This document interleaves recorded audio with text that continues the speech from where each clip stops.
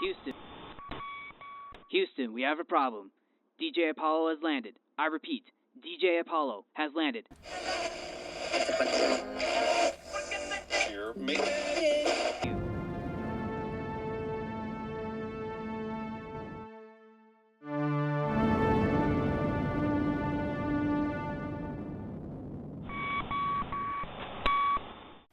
You are listening to the Tales of Music and Film podcast. My name is Christian Taylor, and thank you for clicking on today's episode. Now, this is going to be kind of a different episode. We're not going to be talking about an album or a movie for this one. I wanted to change things up a little bit. So lately I've been doing a little recap in my mind of how the show's been going for the last couple of seasons, and I feel like the show has gotten into too scripted territory. So I'm currently trying to figure out how to try to do a better job of balancing out of me talking about how I feel about something versus, reading some notes about it, I'm trying to find an even balance, and I feel like I've been reading way too many notes when covering a lot of my topics here on the show. So I am currently trying to work on that, and then the idea for this recording popped into my head while I was working the other day.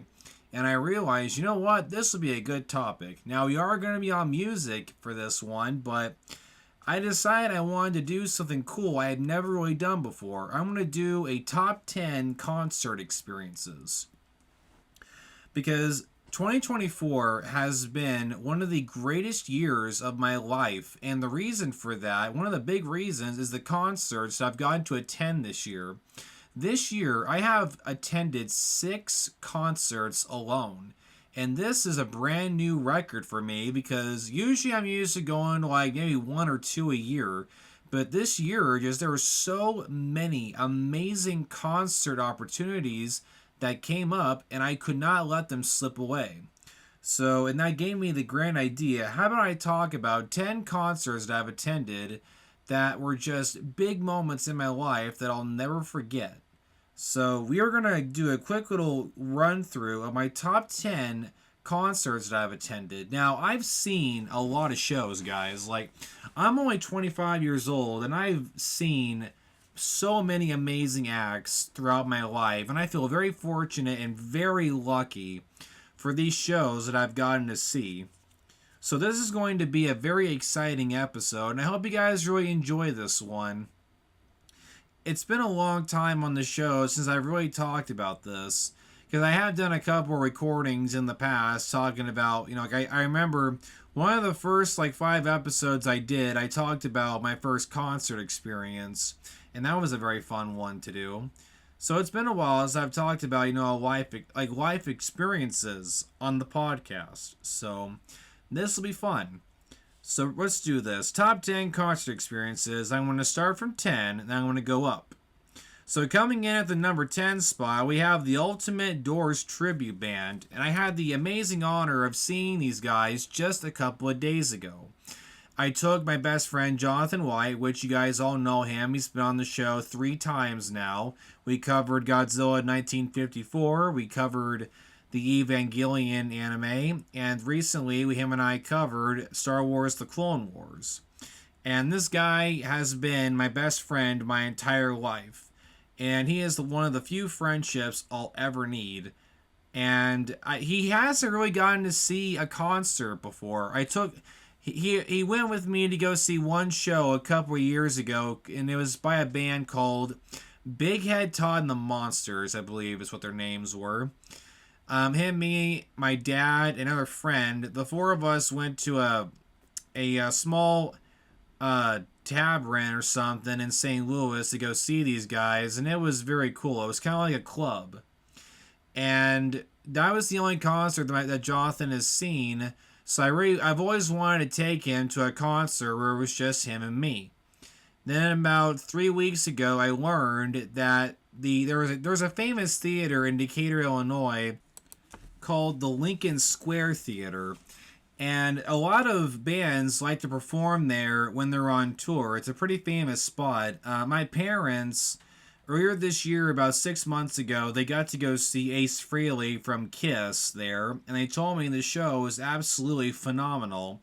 So the Lincoln Square Theater gets a lot of very good guests, and I saw on Facebook that they were promoting the Ultimate Doors tribute band.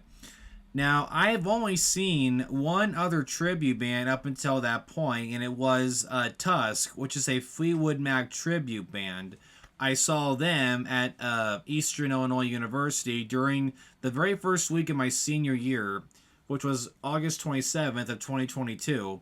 And I got to sit in the very front row. And guys, I'm telling you, the Tusk tribute band is like, that is as close to the real thing as you're ever going to get. All the members looked, sounded, acted, and dressed like the real thing.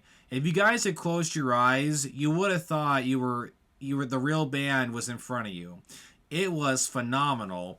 That was my awakening of realizing just how talented and amazing tribute bands are when it's done right. So that was when I realized, okay, I gotta start giving tribute bands more of a try, because I really do believe that tribute bands is the direction I'm probably gonna head towards, because I'm getting near that point where I've seen almost every band I've wanted to see live. I got just a few left. But tribute bands are amazing, and the Ultimate Doors tribute blew my mind way more than the Fleetwood Mac tribute band Tusk. Now, guys, the Ultimate Doors tribute band, like, they're touring right now. If you guys ever get a chance to see these guys live, go do it. Me and Jonathan, we had an absolute blast. It was over 2 hours of pure rock and roll thunder. We literally traveled back in time to 1968, 1969 for a couple hours, and these guys were so phenomenal. They all looked, sounded, and dressed like the real thing. They even used the same gear. And there was no fancy intro video. There was no fancy pyrotechnics or anything like that. It was just the four guys on the stage with their instruments and some tech, with the aid of some lights and some smoke. That was it. These guys captured the Doors so perfectly. The guy who was Jim Morrison was so perfect. I literally felt like Jim Morrison was like reincarnated or something. Like, he had the mannerisms, the voice, the movements. It was uncanny, like, how good he was at being Jim. It was amazing. This concert was everything I wanted it to be. I did not think it was going to be that good, but man, it was incredible. And I will never forget that experience for the rest of my life. And these guys did every song that I wanted to hear. I remember they opened up with Soul Kitchen, which is off of The Doors' first album. Then they went through and did all my favorites. Touch Me Babe, Can't You See That I Am Not Afraid. They did Roadhouse Blues, another fave of mine. Riders of the Storm. Light My Fire, obviously. How could you not do that one? Then they closed the concert out with The End. Then they came back and did one more song, which was L.A. Woman, which I thought was a very good way to close out the concert. And it was the best part for me, looking back on this concert, was I remember, looking around and just watching all these people who are in their 50s and 60s, just seeing these huge smiles on their faces, just looking around the room, and they were so into it, Like, there were all kinds of people just getting up out of their seats and dancing. Like, I remember when Jonathan and I were watching the show, there was a lady in, her mid-50s in the row in front of us, and she was dancing the entire concert. And believe me when I say, she was really into the music. And I remember turning around, and there was a guy a couple rows behind us towards the left, and he was dancing all night long as well. Like, it was really cool just looking around and seeing all these older individuals, getting to see this band live and hearing all the music they listened to when they were kids, music really speaks to people, Everybody was having a grand old time. And I was actually very shocked to notice that the theater wasn't all the way full. there was plenty of room left in there, and I'm telling you, a lot of people lucked out on not seeing this show. I mean, like guys, like I just can't believe there was a great opportunity, to see an amazing concert. And I think if more people knew about it, they would have went. Like this show was amazing. And a lot of people really missed out, But the cool thing is, the theater announced that the band will be back again on November 15th of next year. So, guys, I'm telling you, if you have a chance to see the Ultimate Doors tribute, go see them, because they are as close to the real thing as you're going to get, believe me. But Jonathan, who's really not a music fan, he had an absolute blast as well. He loved the show. And the band members themselves, they are super nice people. I got a picture with all four of them after the show, and all four of them autographed the poster I bought from their merch store. So that was very, very cool. And they were all very nice to talk to. I got to talk to some of them for a little bit. They told me where they're from, how long they've been together. And I remember the guy who plays Jim Morrison said this is the dream job for him.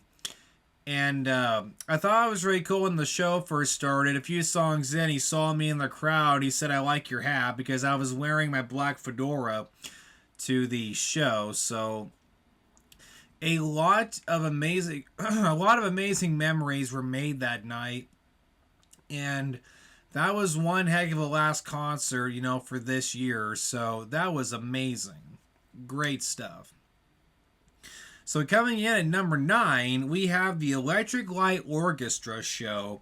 Now, I have no idea where to start with this one, other than the fact that I feel extremely, honored and lucky that I was able to see Electric Light Orchestra. I'll admit, I'm not a huge, a mega fan of these guys, but I always wanted to see them live because Jeff Lynne, the lead singer for this band, he is one of my favorite musicians of all time. And the big reason for that is because my favorite supergroup is the Traveling Wilburys, which I've mentioned on the show many times before, and I even covered their first album. And Jeff Lynne's one of the last members of that band still alive. Him and Bob Dylan are the only ones left. So getting to see Jeff live was an absolute honor. And so me and my dad went to go see them at the Enterprise Center in St. Louis, the same building where I saw a few other concerts that I'll talk about later on in this recording. But the Electric Light Orchestra show was pure magic. I was blown away. Jeff Lynne, keep in mind, this man was 76 years old during this show, and he sounded exactly the same as he did, 40, 50 years ago. And the backing band was incredible. Every song they did sounded just like the albums. It was amazing.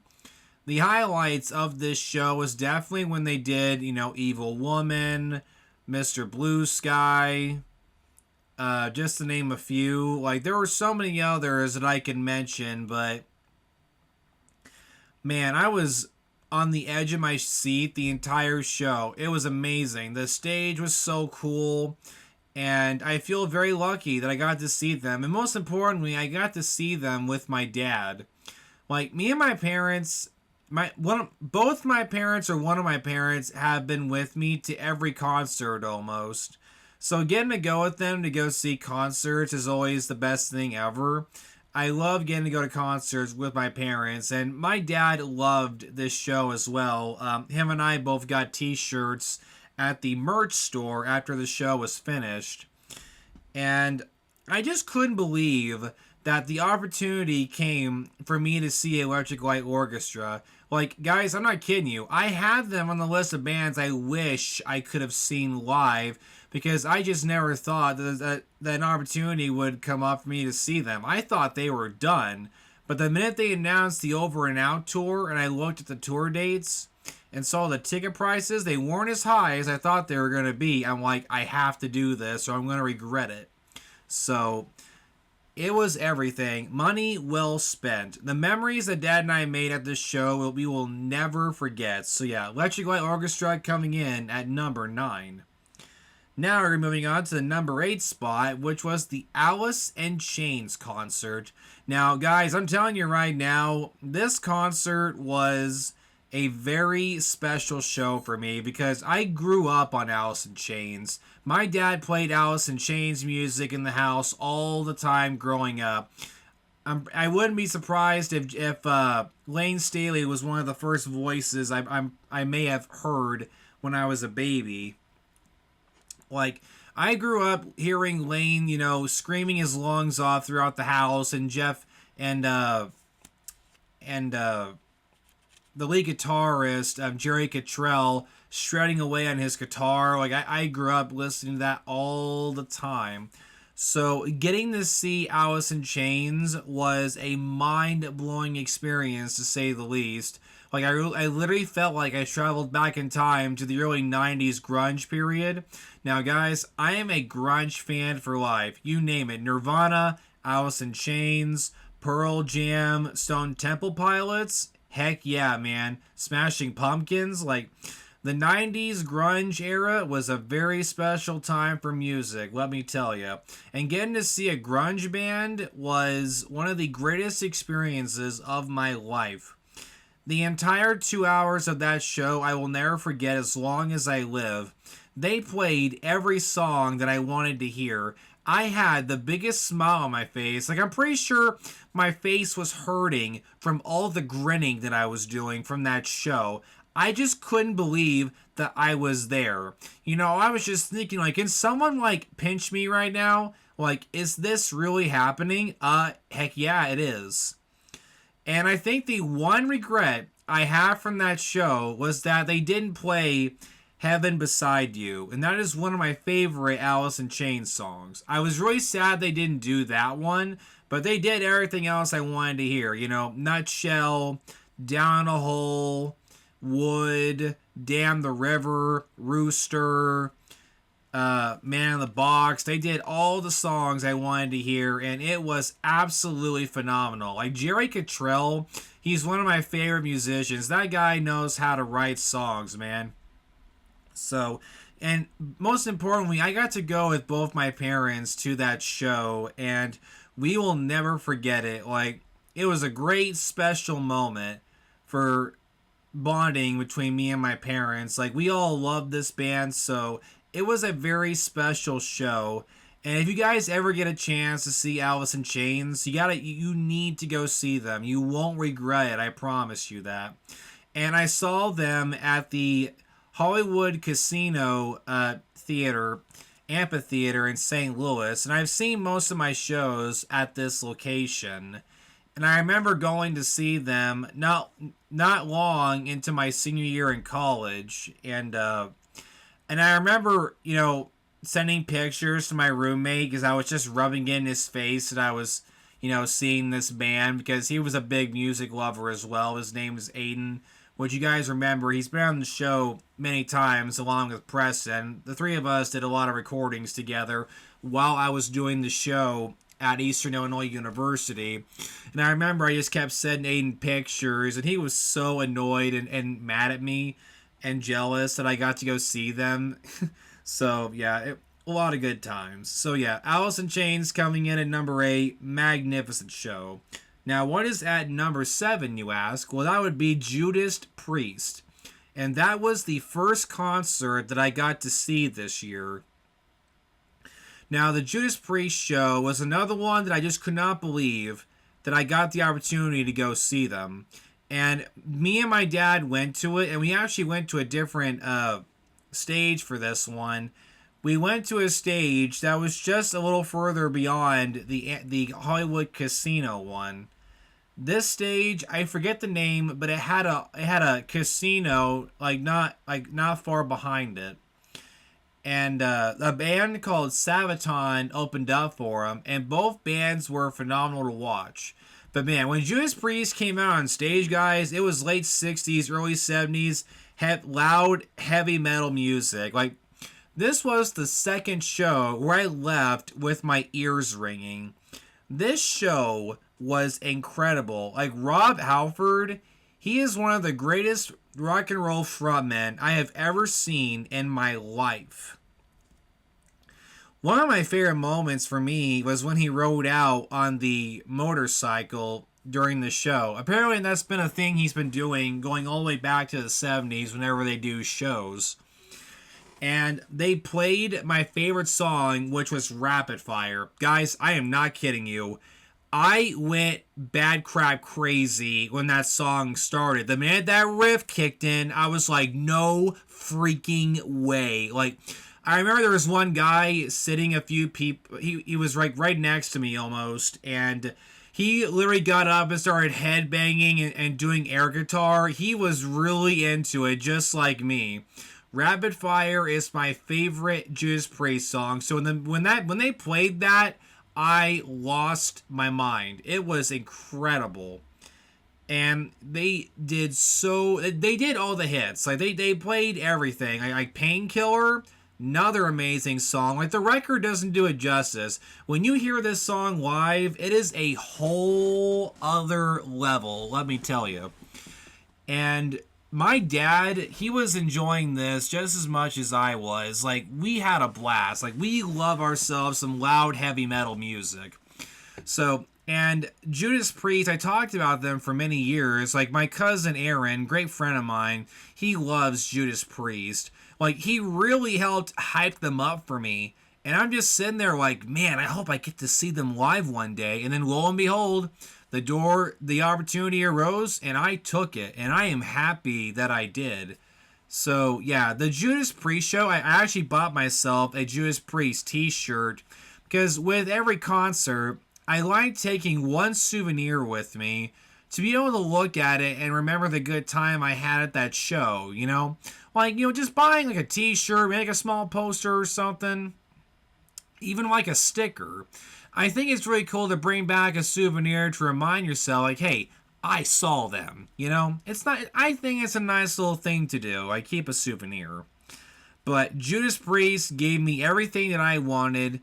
Loud, old school, heavy metal, and I owe them a huge thank you. Thank you to Judas Priest for putting on one heck of a show that will live rent-free in my mind for the rest of my life. Now, coming in at number 6, we have John Fogerty. Now, guys, I've actually talked about this concert in greater detail on the show where I covered this. It was the Blues and Bayous tour back in the summer of 2018. I was right out of high school when I went to go see this band with my dad, and it was on Father's Day. The John Fogerty show was really special to me because I've talked about this before. I don't know if you guys remember or not, but Creedence Clearwater Revival was the very first band I ever got into growing up, and I owe a huge thank you to my grandfather, Terry House. He's really the big reason that I got into them, because I heard their song Bad Moon Rising from the Supernatural TV show, and that was what got me into them. And my grandpa let me borrow his Creedence Clearwater Revival Greatest Hits CD. The minute that was put in my hands and I started listening to it, I lost my mind. I was hooked on their music. Fortunate Son, Bad Moon Rising, Have You Ever Seen Rain, Who Stopped the Rain, Looking Out My Back Door, you name it, Green River. Those songs are part of my life soundtrack. And to see John Fogerty live and watch ZZ Top open up for them was an experience I've never seen anything like it. Just 2 hours of watching John just play all those songs that I've listened to so many times. Like, it was a very surreal experience. John Fogerty is one of my favorite musicians. And if you ever get a chance to see John Fogerty, guys, go do it. He's the closest thing you're going to get of seeing Creedence, because he was the lead singer for the band and the main songwriter. And just hearing some of his solo material, like Old Man Down the Road or Center Field, Rock and Roll Girls. Like, he has written a lot of amazing songs. I think Bruce Springsteen said it best when he said that John Fogerty is the Hank Williams of our generation. I believe that. I really do. And this show was a very, very special one, and I'll never forget it for the rest of my life. And it was just a very special show, and I'm so happy that me and my dad got to see them on Father's Day. Like, that was one of the best Father's Day experiences I think my dad will ever have. We had fun, and that is the most important thing. Like, we went to this show, and we just had ourselves some good old-fashioned fun, and I bought me a t-shirt, John Fogerty hat. I even got me a John Fogerty guitar pick. I still have it, actually. So, to be able to see, to see the John Fogerty live, the man, the voice that started my rock and roll journey, it was just a very poetic moment, Just seeing the man live in the present, the guy whose voice and talent started the rock and roll journey. It was just a very, poetic. You read a poem about it or something, but it was a very special show that I will talk about forever. So that's number 6. Now, as we continue with the list, we are approaching spot number 5. Now, this one is another show that I am very honored that I got to attend. And I actually got to see this band 2 times. And who am I talking about? Mike Campbell and the Dirty Knobs.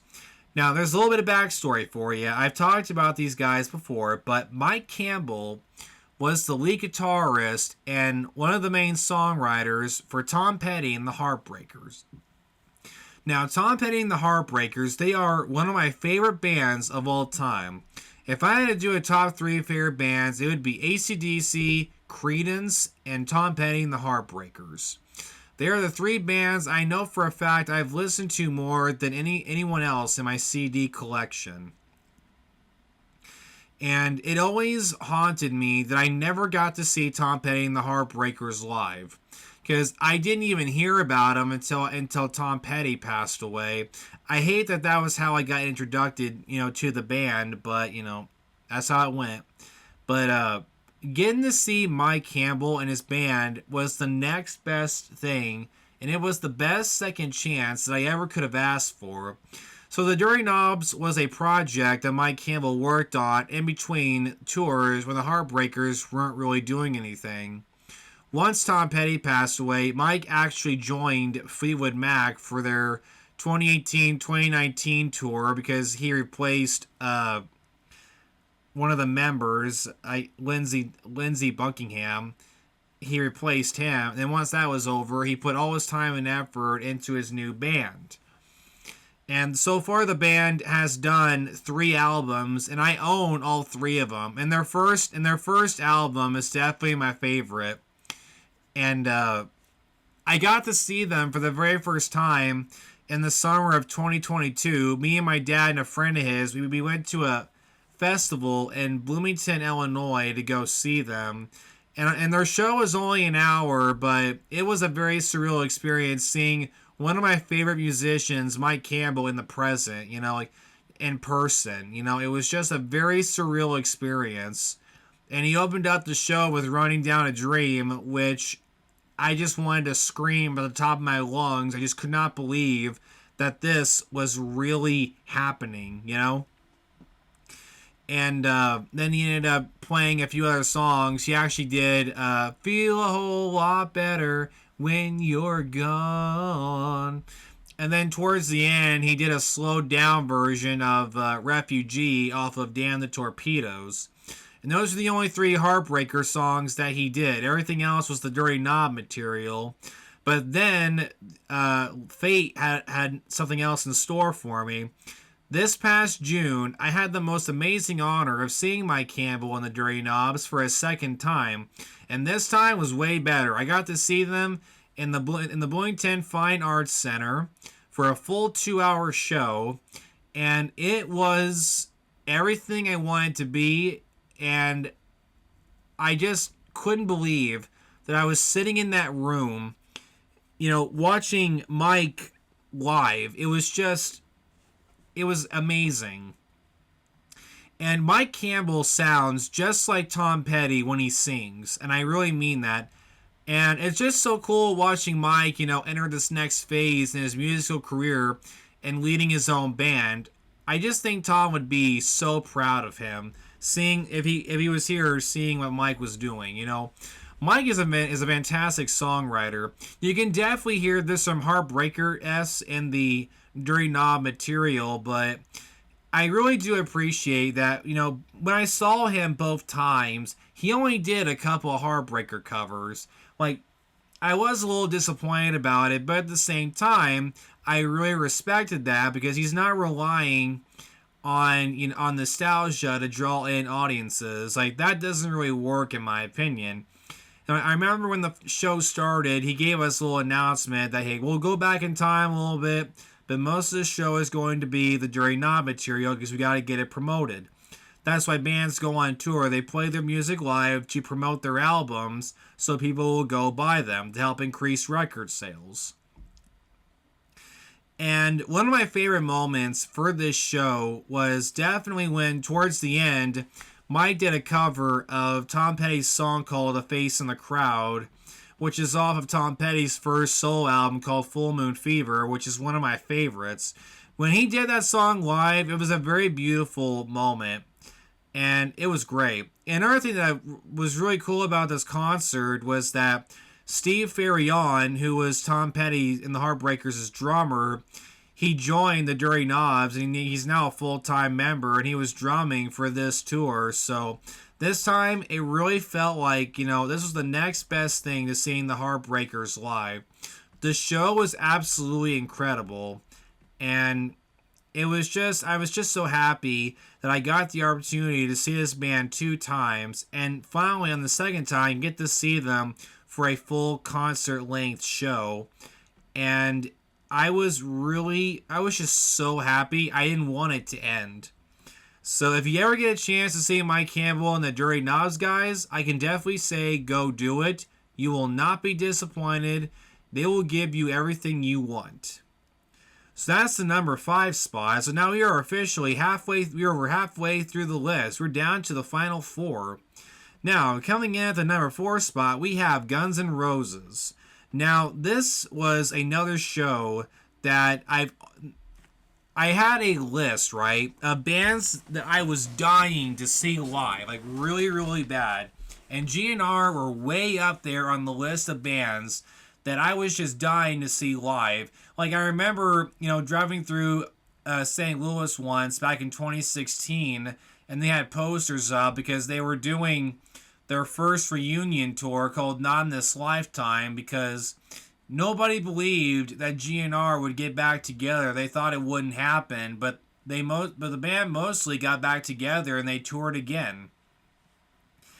And then in 2021, they were doing another tour, and me and my parents went to go see them live at a summer festival that in a town that was about 4 hours away from where we live. And so unfortunately, the thing I remember most from this concert was that, so after the show was done, apparently the hotel had already been fully booked. There were no rooms left, but they were having system software problems because a bunch of people were coming in and they didn't have rooms ready.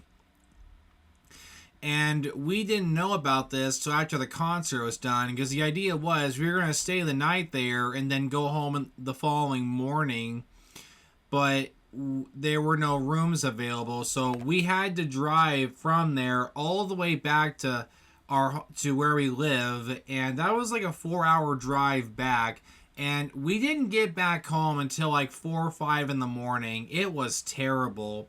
I remember Mom was driving. I had to be the co-pilot while Dad slept in the back of the van. And it was an absolute disaster. But we made it home, thank goodness. But yeah, it was a mess. But that negative aspect didn't ruin the show for me at all. The entire show was absolutely breathtaking to watch. And, getting to see, Axl Rose, Slash, and everybody else, it was just a magical experience. Because, again, Dad played Guns N' Roses a lot in the house growing up. So, I was a victim of my own environment. It was only going to be a matter of time before I got into them. And the Terminator 2 really did help me get into them, because they did write that song, You Could Be Mine, which was on the Illusion 2 album. And that song is featured in the Terminator 2 movie. So yeah, that movie really helped me get into them. And their first album is one of my favorites. I love, Sweet Child of Mine, Welcome to the Jungle, Night Train. I love all of those. So then there's, their cover of Live and Let Die, which is absolutely phenomenal to see live.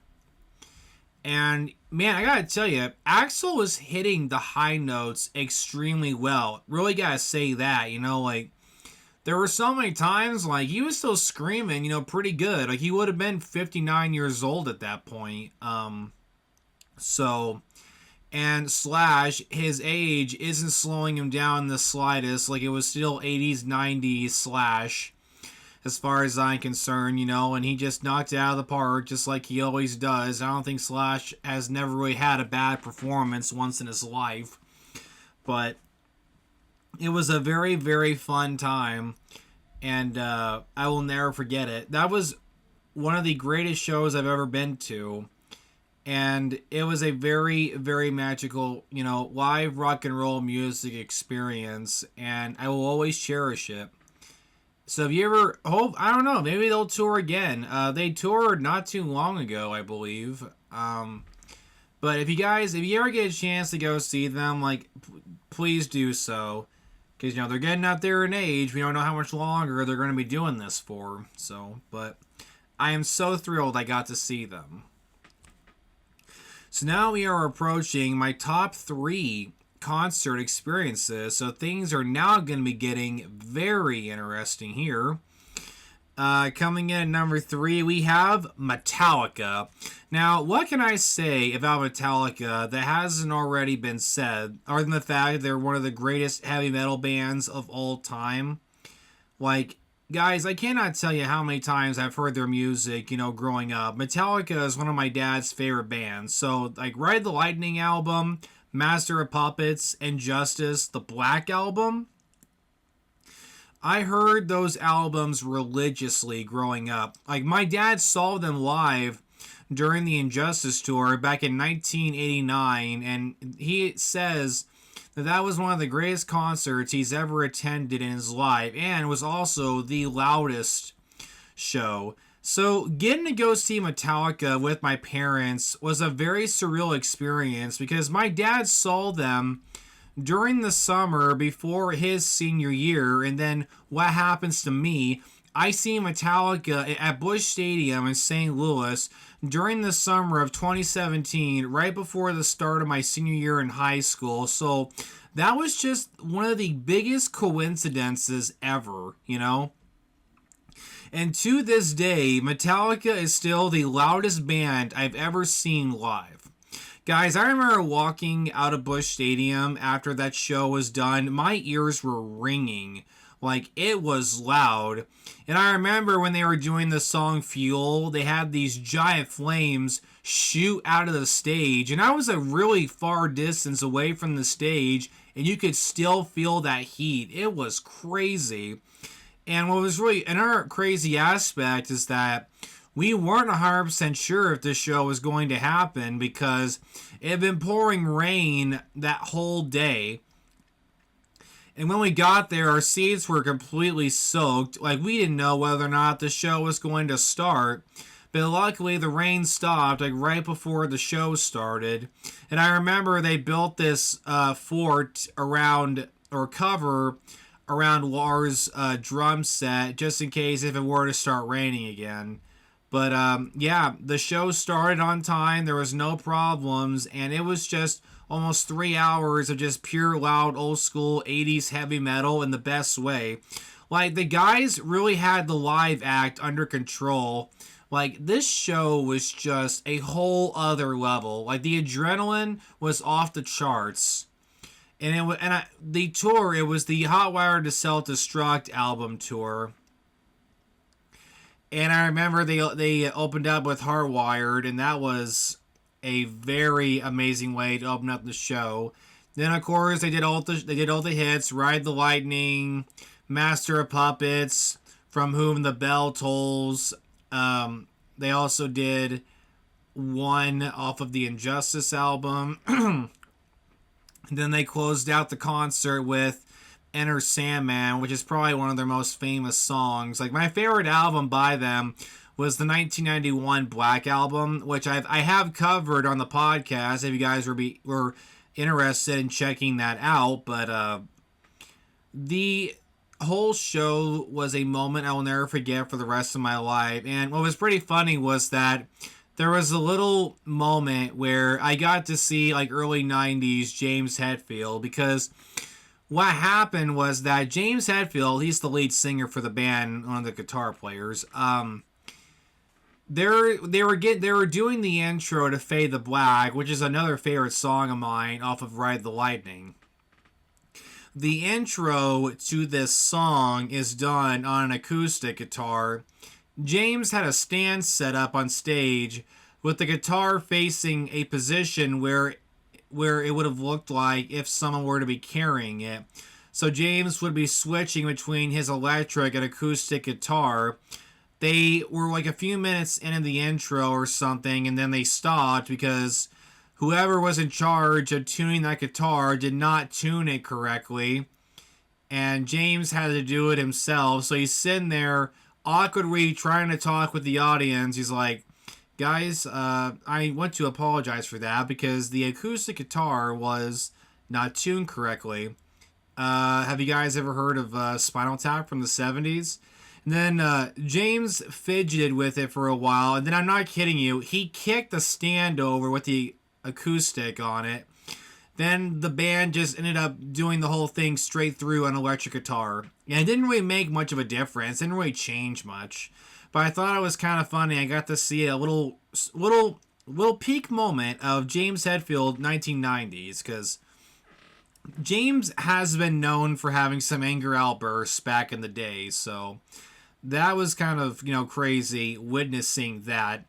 But the entire show was absolutely just pure heavy metal epicness on every level. I don't know if I'm ever going to see a band that'll be as loud as they were. Judas Priest got pretty darn close. They were up there. But I just can't believe it, man. For the rest of my life, I can tell people I saw Metallica. It's like, how many people can say that? I'm sure a lot can, but that really means something to me, Metallica is a huge, influential band that I'm pretty sure every heavy metal band that came after them all took inspiration from them in some kind of way. They've left such a huge impact on heavy metal music, and they are just one incredible band. And I will always be thankful to the universe above that I was given this amazing opportunity to see the greatest heavy metal band of all time live. I will never take that experience for granted. I will talk about it for the rest of my life. So yeah, Metallica, it had to be in the top 3 spot. Now we're going to be going up to spot number 2. So what's number 2? Kiss, baby. You want the best? You got the best. Here is Kiss. Now, guys, I'm telling you right now, the Kiss show, I saw them in November of 2023, okay? And any expectations that I had were blown away. I really had no idea what to expect. Now, Kiss, my family has a lot of history with this band. Like, both my parents saw them live when they were teenagers. Well, my mom did. My mom, her name's Amanda, she saw Kiss at the Springfield State Fair back in the 90s. And my dad saw Kiss live in the 90s at some point as well. So both my parents has seen this band live, and my dad has every album they ever did on vinyl, like all original, mind you. And Kiss, again, another band that was played in the house religiously. I heard all the songs, Lick It Up, Heaven's on Fire, I Was Made for Loving You, you name it, I heard them all. I heard all of those songs. Rock and roll, rock and roll all night, party every day, I heard all of them. Or Shout It Out Loud, you name it, I heard them all. So it was only going to be a matter of time before I got into them, but I was a little late to the party. I really didn't start getting into Kiss until about, I would say, like 2019 or something, was when I really started getting into them. Then 4 years later, last year, I got to see them live on their final tour, and it was at the St. Louis Enterprise Center where I saw Electric Light Orchestra. And there's another band that I'll mention that's number one, but for now, let's talk about Kiss for a second. Now, I just want to start by saying these guys put on one heck of a show. Like, I'll never forget watching the intro video of them walking down the hall, and then hearing the narrator voice, "You want the best, you got the best, here is Kiss." Then all these pyrotechnic explosions started going off everywhere, and the giant black curtain dropped. Then we hear the opening riff for Detroit Rock City. Then all four band members came rising down, and they were all standing on their individual platforms, just slowly coming down from the ceiling onto the stage. And, there were fireworks and flames shooting everywhere. They were all wearing their classic costumes. They all had the makeup on, and it really did feel like I went back in time to the late 70s. It was absolutely phenomenal. My brain was melting that whole 2 hours. And it was just 2 hours of Kiss greatest hits, like, Calling Dr. Love. They did that one as well. Like, they did all the songs. And I was screaming at the top of my lungs, singing to every single song. And my parents had huge smiles on their faces as well. Because, all three of us love this band, and they mean a lot to us. So, this concert, again, I know I've said this a lot. I'm going to sound like a broken record here, but it was a very special show. And we just had so much fun. And funny enough, this concert was my college graduation present, because last year in May, I graduated from college after 5 years, and my parents asked me, like, what would you want as a gift? And I remember telling them that I saw that Kiss was on tour and that they were going to be in St. Louis the following November. Then my parents bought tickets for the three of us to go see them. And I just couldn't believe that it was happening. Like, guys, I remember, so here, I'll set the scene for you. I was working in this underground area at my college at Eastern, and I was at a computer editing my final production 4 video to show before the class. And I remember being on the phone with Mom, and she told me she bought the tickets. The minute our phone call ended, I put the phone down, and I started running back and forth in the room, like just jumping up and down. Like, I was so excited. I'm pretty sure anybody else who happened to walked in there probably would have been looking at him like, what is up with that guy? I was just so happy and excited. That concert was on my mind for months leading up to November. And it blew away any expectation I had. That show, because I had no idea what to expect. I purposely did not watch any Kiss concert videos from the past. I genuinely wanted to be surprised. And I'm telling you, man, my jaw hit the floor. It was energetic, unlike anything I'd ever seen. And Paul Stanley knocked it out of the park with his vocals. Like, all 4 members, Gene Simmons and them, they all did a great job. It was a great show, man. And I am forever thankful that I got to see them, especially with my parents. That was a very special concert that I hold very dear to my heart. And we'll be talking about it for the rest of our lives. That's for darn sure. So, yeah, huge thank you to Kiss for giving us one of the greatest shows that I've ever seen in my life. And as far as, old school acts go, man, they're one of the ones that are really up there that I'm very happy that I got to see. So I knew when I was making this list that Kiss had to be in number 2 because they were from, that 70s and 80s era that of music that just means the world to me. So Kiss had to be in number 2. So now, drum roll please, we are at the number 1 spot. What is the number 1 band that I've seen that they are this concert is my absolute favorite, right? This is the show that changed my life forever. It got me into rock and roll, into live music, and when I remember walking out of that stadium, I was not the same 16-year-old boy who walked in there forever. That night, on February 20th, 2016 in St. Louis at the Enterprise Center, my life changed forever when I saw the band AC/DC live. Now, for any of you listening to this is not going to be for anyone listening to this who's my friend or family member. I know that you generally are not going to be surprised by this. I mean, come on, guys. For any of you hardcore fans who've been listening to the show since I started, you'll know AC/DC is my favorite band of all time. I have every single album they ever did in my music collection. I've heard everything they've done. This band has never ever written one bad song in their life. I could listen to anything they've done. And they are the greatest rock and roll band ever to live, and I will die on that statement. When I saw these guys live during the Rock or Bust tour, it was the greatest thing I've ever seen in my life. I'll never forget being in the living room back in 2015 when I was in high school. I would have been a sophomore. When Mom walked in with the tickets and she surprised me. She pulled them out and put them in my hand, and I just could not believe it. I'm like, you're serious? I'm seeing AC/DC. Yeah, you are.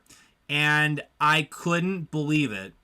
And I didn't watch any footage. Now, I was a really new AC/DC fan at that time. The only songs that I knew by them was the classics. Back in Black, that song's been in a million movies. Same with Highway to Hell, Shoot the Thrill, Hell's Bells. I've heard those a million times. The radio plays those religiously every single day. But those are really the only songs that I knew. So going into this, I'd watched no concert footage. I knew nothing about their history. I knew nothing about them whatsoever.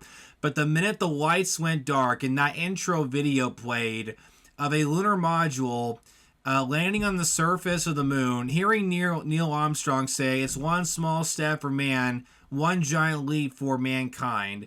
Then they walk over to a crater that's shooting fire out of it, and it's this giant melting rock with AC/DC on it. It shoots out of the crater into the galaxy, and then we follow it as it heads towards Earth.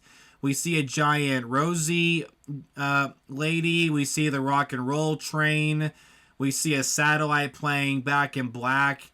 Then the meteor heads toward Earth. Then we hear a countdown, impact in 5, 4, 3, 2, 1. Then all these pyrotechnic explosions shoot all over the stage. Then I see this guy wearing a red schoolboy outfit run out on stage with a black SG Gibson guitar, doing the riff for their new song Rock or Bust, which is the opening song off their Rock or Bust album, which had come out 2 years prior in 2014. And then Brian Johnson comes running out on stage wearing all black jeans, black t-shirt, with a gray newsboy cap on, which is his signature hat. Coming out with a microphone in his hand. Then I saw Stevie Young walk out on rhythm guitar, saw bassist Cliff Williams walk out on bass, and saw Chris Slade on the drums.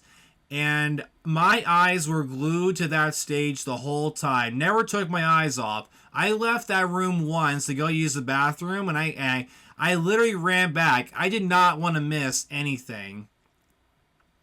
And during those 2 hours, guys, my life changed forever. I got to see the standard on what a rock and roll live show should be. These guys gave it everything they had. Angus Young ran up and down that stage for the whole 2 hours, and Brian was yelling his lungs out. And just what really got me was just how up they were in age. Like, Brian Johnson would have been 68 during this time. Angus would have been about, I would say, 59 years old, 60, something like that. And Stevie Young was like 58 or something. And then Chris Slade would have been in his late 60s, I think. And then Cliff Williams was like 67, 68 years old. And these guys knocked it out of the freaking park. The sound was absolutely insane. And every song they did, I loved it. Like when they did Dirty Deeds, all the lights on the stage went green. And I remember when they did Thunderstruck, this giant 3D screen behind them on the stage was shooting lightning everywhere. They did Shot Down in Flames. They did Rock and Roll Train, High Voltage, Have a Drink on Me, Highway to Hell, For Those About to Rock, We Salute You. And the only time I covered my ears was during For Those About to Rock, We Salute You, because during that song, they've had this song as their closer since 1981. These cannons come out on the very top of the stage and they shoot every time Brian Johnson yells fire. That was the only time I covered my ears, but that show was incredible. And I remember when they were doing Let There Be Rock, Angus ran out on this platform that took him to the middle. It was in the middle of the crowd who were on the ground. Me and my parents were really high up on a balcony on the right hand side of the stage, so we had a whole view of the whole thing.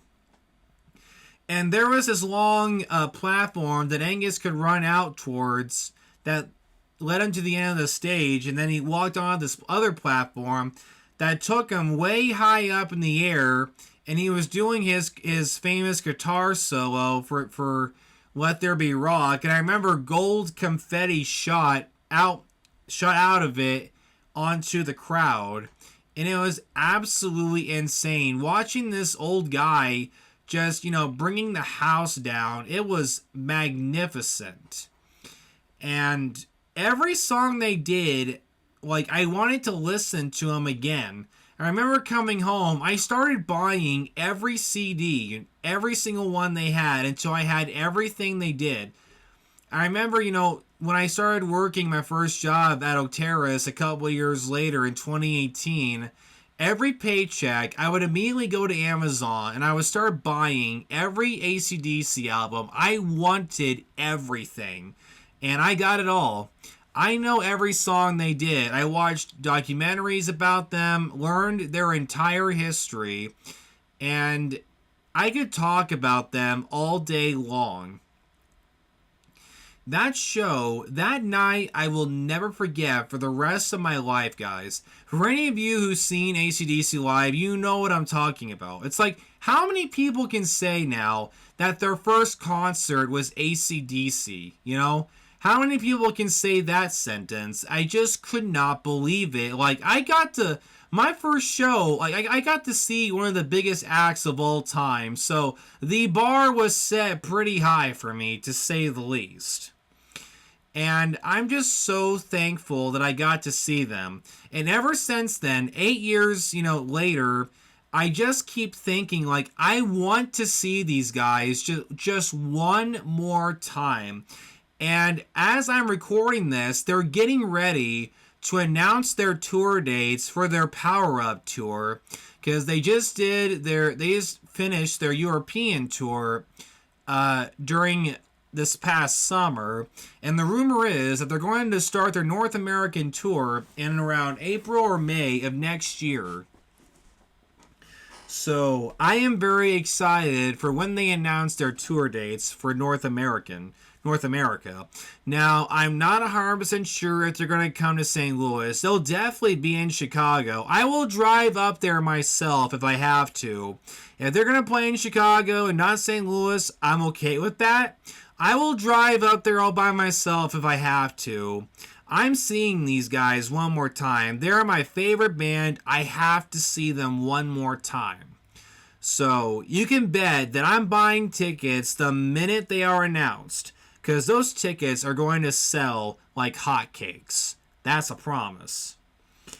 And if I were to say, if there's one regret I have growing up, is that I wish I'd gotten into rock and roll music a lot earlier in life. I wish I could have gotten to see AC/DC when they were on the Black Ice album tour back in 2009. But back then, I knew absolutely nothing about music, so it wouldn't have made a difference. I was really sensitive to hearing back then, like loud noises. So if I had gone to that, I would have had no idea what was going on, and I would have had my ears covered the entire time. So part of me wishes I could have gotten to see them on that tour, but I got to see them on Rock or Bust, and it was at the perfect time. And I just wish I could meet these guys just once and just shake their hands and thank them for introducing me to rock and roll, a religion that has never, ever, ever let me down, ever.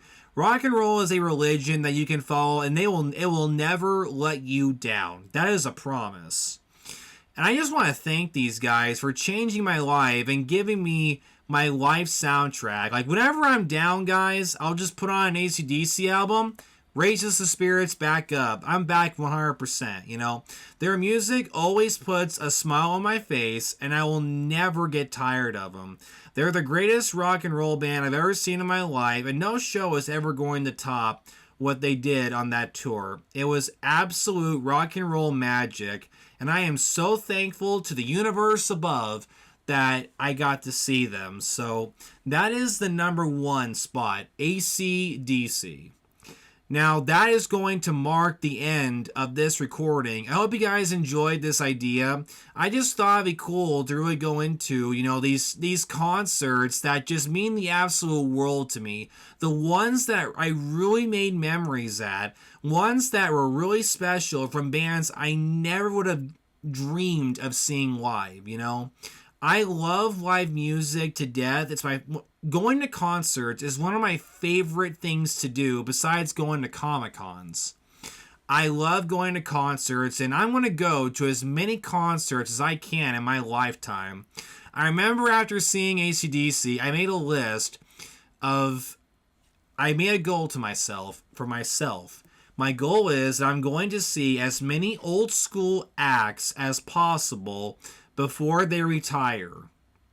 And I can say right now, guys, 8 years later, I have seen so many old school acts. So I've reached that goal and more. So I'm very happy with the progress that I'm making on achieving that goal. I definitely am reaching it. So thank you for listening to this recording. I hope you enjoyed these stories that I've shared with you. And I hope that all you listening, I hope there is a very special concert experience that you hold dear to your heart. I hope you do. Live music is a beautiful thing. Music, in my opinion, is the one language that all of us humans on planet Earth will understand.